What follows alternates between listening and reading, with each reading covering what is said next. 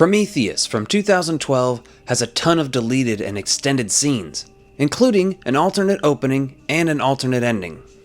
I've always been a big fan of this movie, despite the Alien fandom not entirely embracing it. And today I want to see if any of these deleted scenes would have been worth keeping in. Let's get into it. The Alien franchise is sort of a mixed bag these days. I love some of the films, and some of them I may never rewatch. Prometheus was a movie I was lucky enough to see in theaters. This is one of those movies, and I don't do this often, where I actually went to the theater a second time to see this movie. The first time I went was with my mother, and that was special for me because she was the one who loved Aliens and showed me that movie as a kid. Now these days I prefer Alien over Aliens, but hey, when Prometheus came out on Blu-ray, I definitely had to pick it up. I got this version in my hand at Target, as you can tell by the exclusive Target sticker. Remember when Target used to carry physical media? I genuinely don't even go to Targets anymore because they don't carry physical media. Like, I don't remember the last time I stepped foot inside one was. Anyway, there's a little booklet in here, and I think the artwork itself is a little exclusive. But let's take a look at these deleted scenes that are included and see what we've got. The first deleted scene is called Arrival of the Engineers, and it's basically the alternate opening to the film. In this version, the lone engineer is instead seen with others, being dropped off before the scene we see in the film plays out as mostly normal. This does give it a little bit more of a religious undertone in my opinion. But I do kind of like seeing all these other engineer-type beings or whatever, you know? They're interesting to look at. I do not care for hunky boys. Or do I? I can understand why Alien fans would think the entire engineer thing is dumb, though, but I didn't mind it. It was like the writers were really into ancient aliens. The next deleted scene is called 'Tis the Season. It's basically a longer version of the scene after they've all woken up and are eating. It's Christmas. Need the holidays to show time is still moving. We get some more dialogue between Yannick and Vickers, and he brings the tree into the next room and says, It's the season to be jolly, boys. This is one of the smaller changes we see in these scenes, but I loved seeing Idris Elba in this movie, and I think his performance holds up. It's worth taking a look at. The next scene is called Our First Alien. While they're all in the pyramid the first time around, they find an alien flatworm that Milburn picks up. David declares it our first alien. I guess we're really lucky we brought you, Milburn Biology.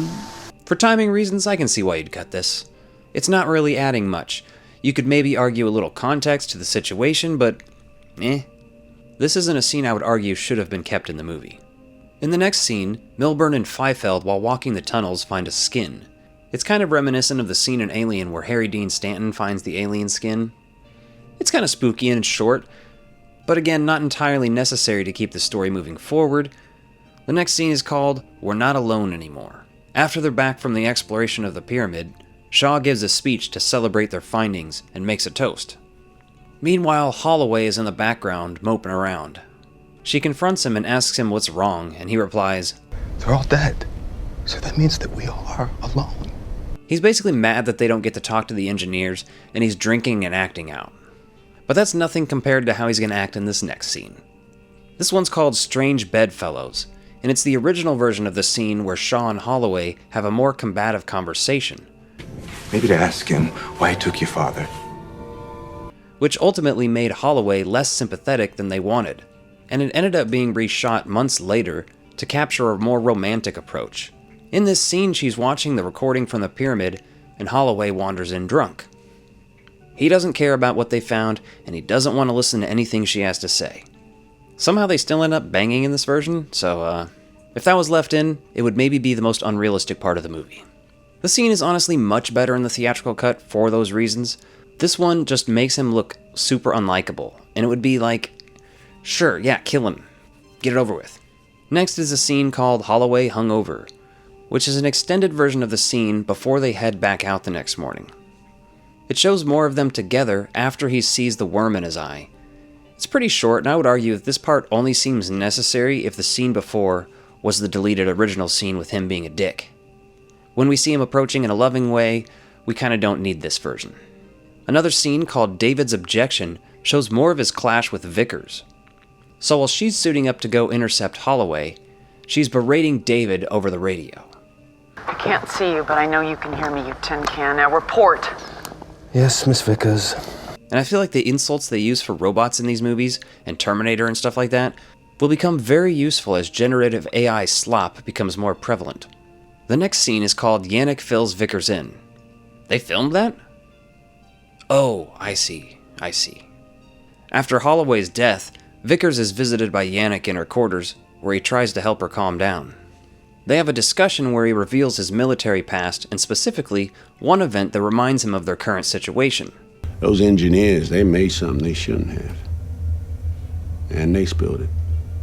I want to say I like this scene, but mostly it's exposition. Maybe that's how I'm just perceiving it, but I don't know. Next is a scene called A King Has His Reign, and it's an extended version of the reunion between Vickers and her father. This scene and a few others were sort of connected originally, but after reshoots and they ended up switching stuff around, it was in a completely different order. But it's a bit more brutal version of the scene for sure. If you're really going down there, you're going to die. She's talking mad shit here. You're nothing but a scared old man. Next is the most interesting change made from a VFX standpoint. This one is called Fiefeld Attacks, and it's an alternate version of the scene where his corpse mutant shows back up and gets killed. In this version, Weta Effects used on-set footage of the actor Sean Harris and his stunt double in prosthetic makeup as a reference. But later, Ridley Scott opted to keep it more real and use his performance instead of the CGI version. That's one of the reasons I love this movie. You know, like the CGI isn't terrible, but the realism is lost. It's just a work of art that didn't need to become CGI, and I'm glad Ridley Scott felt the same way. Next is one called The Engineer Speaks, and I think this starts to build some more tension here. He actually speaks and asks them why they're there.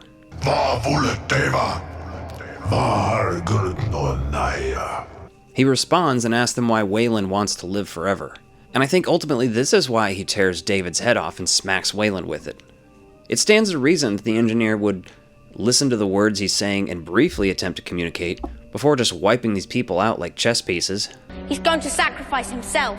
No, you can't! There must be another way! The next deleted scene is called Final Battle, which shows Shaw returning to Vickers' escape pod to regroup, only to be followed there by the engineer, just like in the film, but this version of the scene was intended to be a slow burn, building tension that would climax in physical violence.